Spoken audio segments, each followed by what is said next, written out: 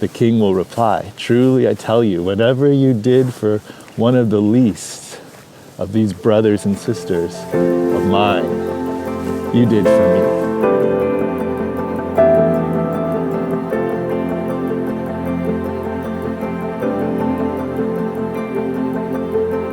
Welcome to the video this week. I'm out here at Glen Rock Conservation Area going for a little hike. Nice day out, and so I thought I'd go do the Bible passage. Anyways, guys, last week we read about a demon-possessed son and the disciples' inability to help, right? Jesus rebukes his disciples and he gets frustrated at their lack of faith. And he then teaches them that if you want to do the impossible, you're going to need to humble yourself in prayer before a mighty God. And those that will give, and God will give you all the faith that you need. If you do that, just pray, ask him. Anyways, guys, today the lesson continues for the disciples and for us as Jesus teaches them while he continues his journey. He's on a journey, where to? To Jerusalem, and ultimately to the cross.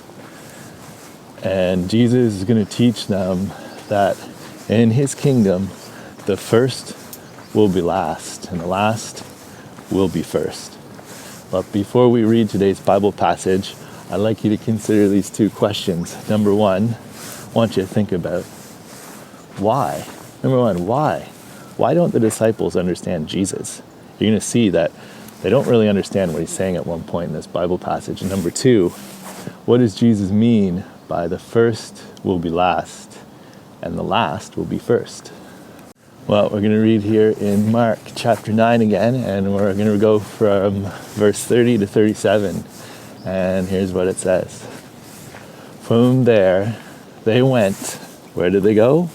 They went out and began to go through Galilee. And Jesus did not want anyone to know about it. Now, by this time, everyone knew Jesus' power and his ability to heal every kind of sickness and disease. The crowds would have been massive, but Jesus didn't want this attention at this time because, as we read in the next verse, he's trying to teach and prepare his disciples for his death and his resurrection.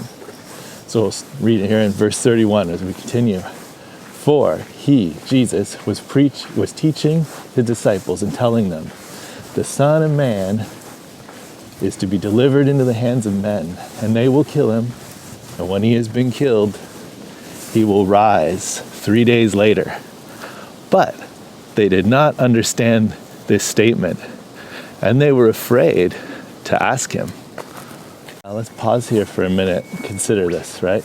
Jesus tells them exactly what his plan was, that, hey, he's going to be killed, and then he's going to rise 3 days later. And the strange thing, maybe to us, perhaps, is that when we read this, we see that disciples didn't understand Jesus when he said this. It says they were afraid to ask Jesus about this, which actually brings us to the first question that I asked you to consider. And that was, why don't the disciples understand Jesus? Well, let's think about this, right? Remember, the disciples had been warned by Jesus before about having hard hearts and not to listen to the teaching of the Pharisees, the religious leaders of the time, right?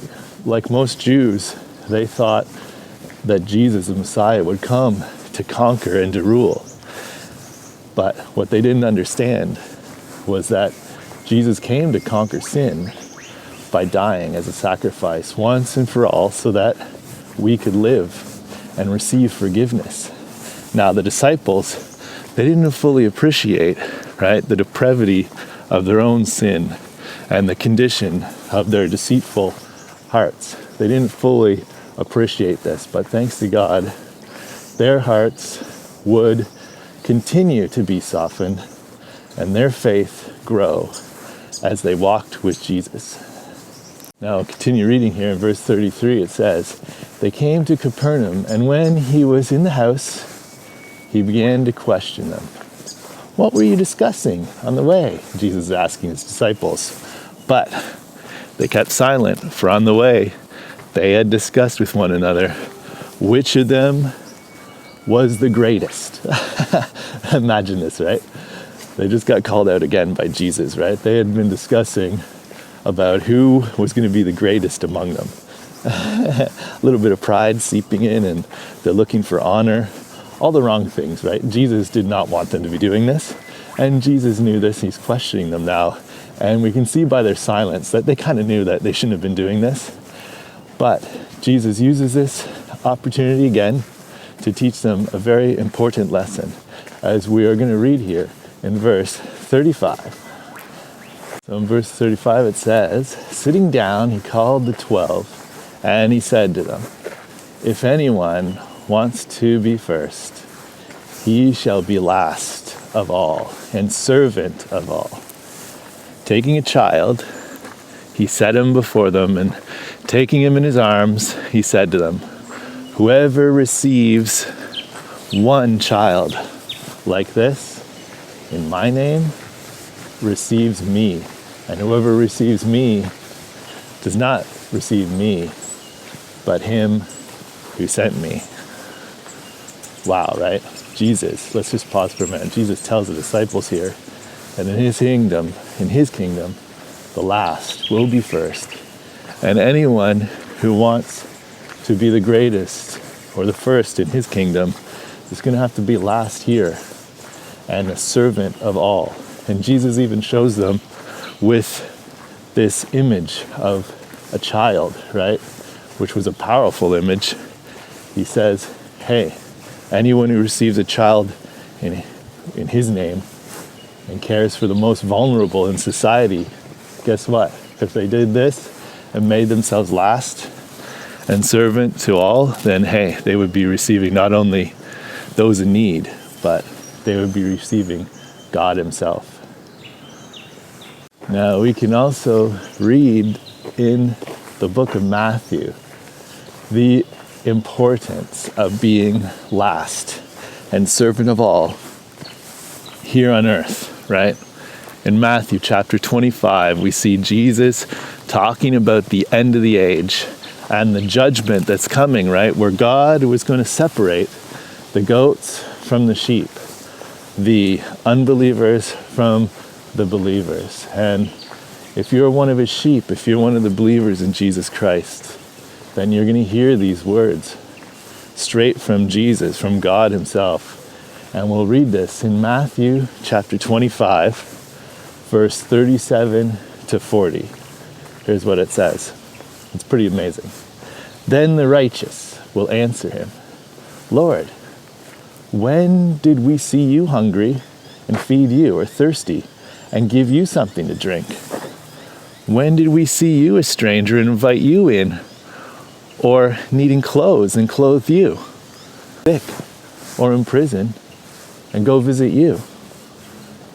The king will reply, 'Truly I tell you, whatever you did for one of the least of these brothers and sisters of mine, you did for me.'" Wow, guys. If you haven't read that before, go back, listen to it again, and even go open up your Bible to Matthew chapter 25 and read the whole thing. It's pretty amazing, right? Jesus is telling them and us what's going to happen at the end of the age, what's going to happen when God comes back at that judgment. It's pretty powerful stuff when you read it. And we see here, guys, that if you are a faithful servant of Jesus, and you're going to find yourself helping those brothers and sisters who are in need in this life right now by being a servant to all. You aren't even going to have to go searching for that. It's just going to come before you. God's going to lay those good works out before you for you to do. And in doing this, in clothing and feeding all those in need, those brothers and sisters here right now, God's going to say, hey, at the end, you are actually feeding, clothing him, God, Jesus himself, which is awesome. Wow. Anyways, guys, I'm going to end the video today. I hope you enjoyed it, and I hope you learned something, and I hope God spoke to your heart through it. If you did, comment below. Let me know what you have on your heart. And God willing, I will see you next week. Hey guys, thanks for watching the video this week. And remember, true knowledge, it's meant to be shared. So go out there, tell a friend or 2 or 3 or 5 or maybe even 10 friends what you learned this week. And God willing, I will see you next week.